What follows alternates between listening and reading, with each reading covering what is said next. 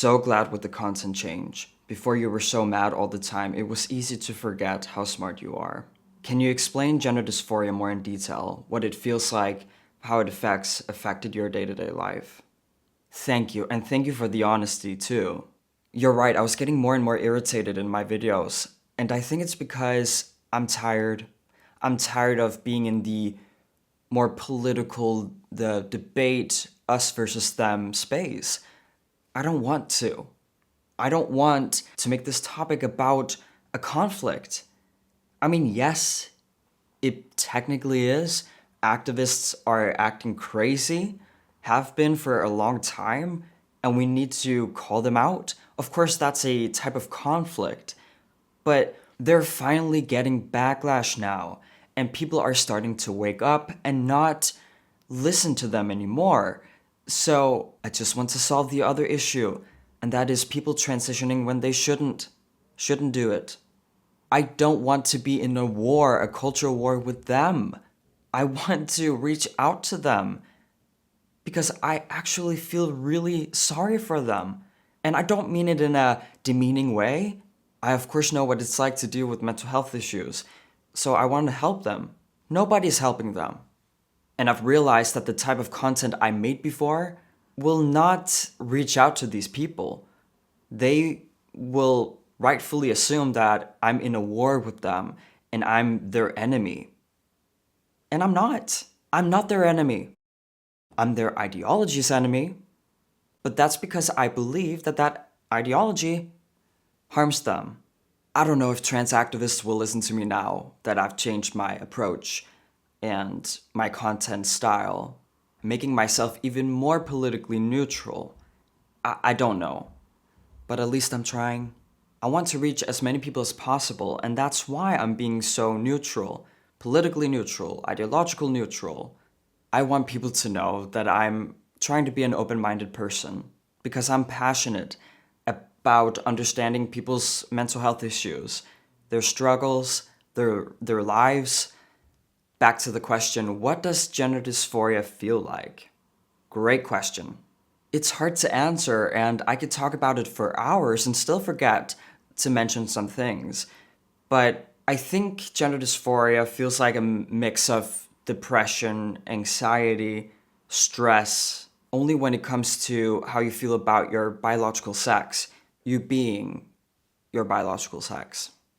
When dysphoria hits you, you get this claustrophobic feeling, because you know that you can't escape your biological sex, especially pre-transition. It's claustrophobic because you know you can't change what just happened. Someone called you she instead of he, or your old name instead of your new name. You can't control it.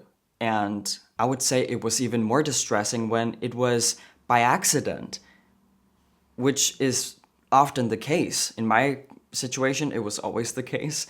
Nobody called me she or my old name to be mean. It was just so uncomfortable to also see other people uncomfortable when misgendering me. When dealing with gender dysphoria, you feel exposed, naked, all the time, and it just doesn't go away.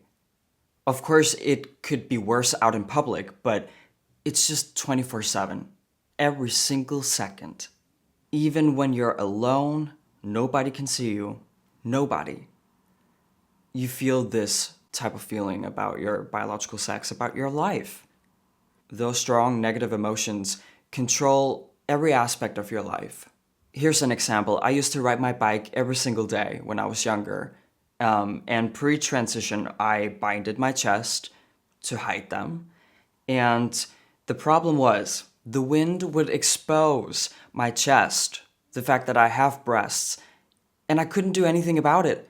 You know, I'm on my bike, and it's like, and you can't see it now, obviously, but, you know, it will tighten my shirt, and that's just one example of something that happened every single day for years.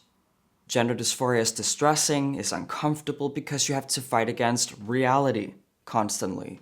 I hope that answered the questions. Let me know in the comments down below if I didn't answer the question properly. It's just so hard to explain what it feels like. Have you ever been harassed in public due to YouTube and your views? I don't think so. If I have to think about it and I can't remember any specific event that happened, I don't think so. You know what's really funny? I have experienced kind of the opposite whenever I've met people who hate me here in Denmark. I've experienced how trans activists literally smile at me. They smile when they see me and notice who I am. And one time this girl who identifies as a trans man asked me a question at a Q&A at a political event. And she was super nice, smiled, was really polite and chill, didn't seem to be an activist or someone who hated me. But later on TikTok, she wrote, "Oh, he was so rude, he was so hateful, blah, blah, blah." And I'm like, how's that the same person? She was there, I was there. That didn't happen. Maybe it's a cultural thing. Danish people are generally more chill, laid back than Americans, and it's probably a biological thing too. Females are less aggressive than males, and I think most of my haters on the trans activist side are females. I've only experienced being harassed online, thank God. We need a dog introduction. What's his or her name? What breed? How old? How long have you had him or her? Got a puppy or a rescue? Let's see if I can get him.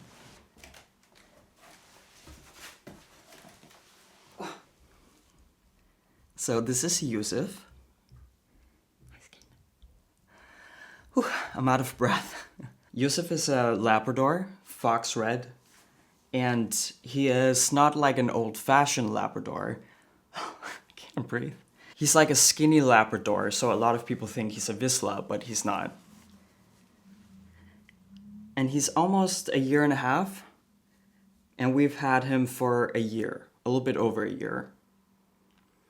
So, you can't see him. We got him as a puppy, and he's not a rescue. Not only do I own a dog, I love dogs. I'm a total dog person now. I love meeting other dogs out in the forest, in the park, learning about their race, anything. Have you ever questioned whether or not you've made the right decision? And would you be honest if you had? Love the question. It's a deep one. Yeah. I mean, it depends on what you mean by questioning my decision. I think I've questioned every single decision I've made, basically, and I think it's important to. And my decision to transition shouldn't be an exception.